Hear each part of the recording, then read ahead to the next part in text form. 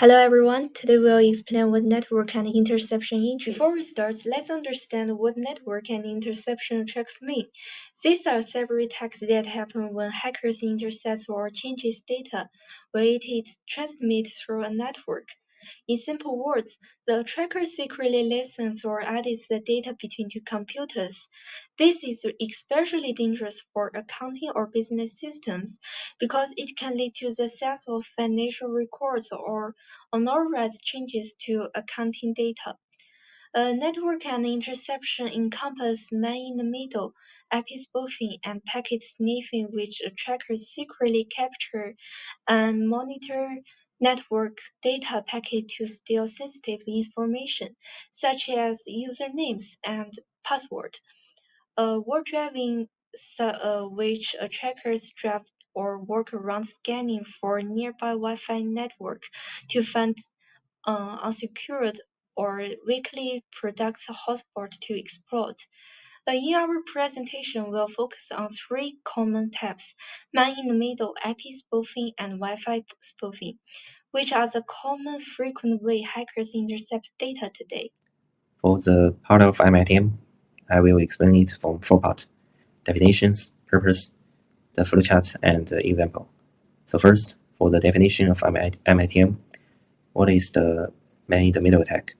It's like two people talking in a private room, only to have a third party hiding in the middle, eavesdrop on every word, and even secretly change what's being said, all without the other people noticing the scene. For the purpose of MITM, I think there are two goals of MITM: steal and alter.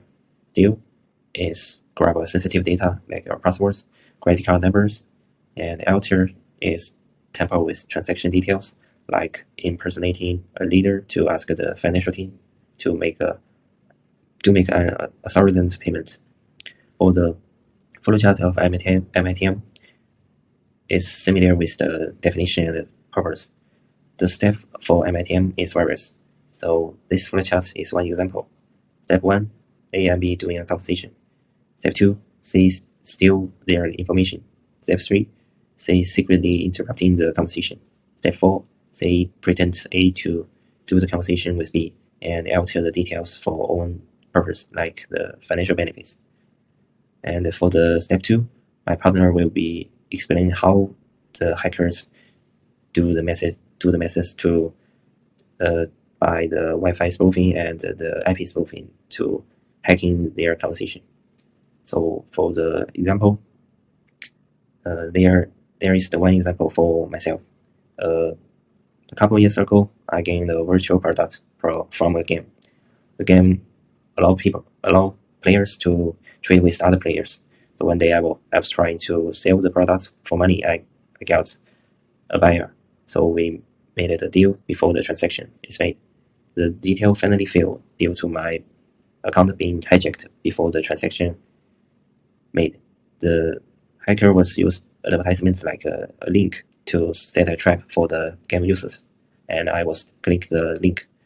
And when I log the account and make the transaction, the hacker can easily hijack the transaction and made a new transaction by pretending the original buyer. So last, I lost the virtual product because clicked the Now link. let's look at Wi-Fi spoofing. This, like the previous mentioned method, constitutes an interception type attack. This attack is very common in public places like offices, hotels, and airports. The hackers set up a fake Wi-Fi hotspot, often called an evil twin, that looks almost the same as the real one. The attack follows four simple steps: create the evil twin, trick users into connecting, intercept the traffic, and then load malicious actions. For example, they may create a Wi-Fi named company guest near your office or coffee. When users connect, thinking it is safe, all their data, include usernames and passwords, goes directly to the hacker. This will result in significant loss. Now let's move on to IP spoofing and word driving. These two attack methods fall under the category of surveillance and cover-up attacks. Attackers often begin with word driving, moving around to scan for nearby Wi-Fi and weak networks. To identify vulnerable targets, once they find a weak point, they may use IP spoofing to disguise the region of their traffic. so it appears to come from a trusted internal device. For example, a hacker can pretend to be the company's accounting server and send fake requests to another systems. Since the IP address looks familiar, the system may believe the connection is safe and accept it. Attackers use this method to bypass firewalls or launch bigger attacks like this. The secret part is that the real location of the attacker is hidden, so it is very hard to trace. Here's a true social news story. During a large-scale DOS attack target jihad in 2018, attackers explored a spoofed IP address to lose traffic flows, casing a brief service For the interruption. influence to network and interception, we can get three influence from the IMATM attacker: IP spoofing and Wi-Fi spoofing.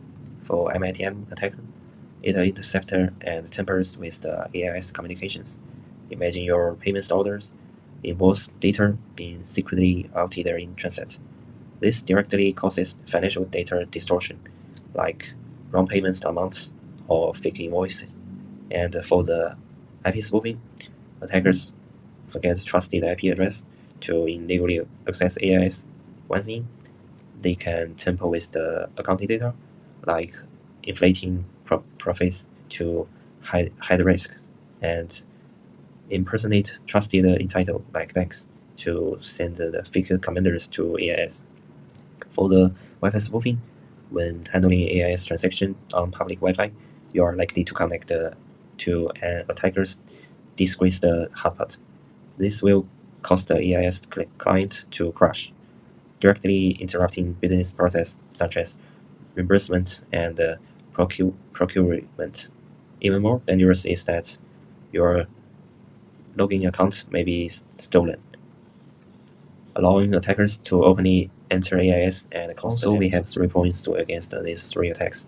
For against MITM, we can enable HTTPS and VPN encryptions for all AIS communications. Also, configure multi-factor authentications, which means even the passwords are stolen, attackers cannot access the AIS without your unique verification, like a phone code, face recognition, secondary verification system.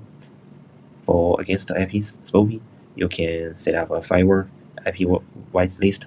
Only trusted IPs can access AIS. Deploy an instruction detection system to spot and block unnormal IP traffic in real time. For against the Wi-Fi spoofing, the Wi-Fi owners should prohibit using the public Wi-Fi for any AIS-related tests. On all devices across in the AIS, maybe they should install the antivirus software and apply the patches promptly to provide the malware infections. In short, AIS is the backbone of our financial operations.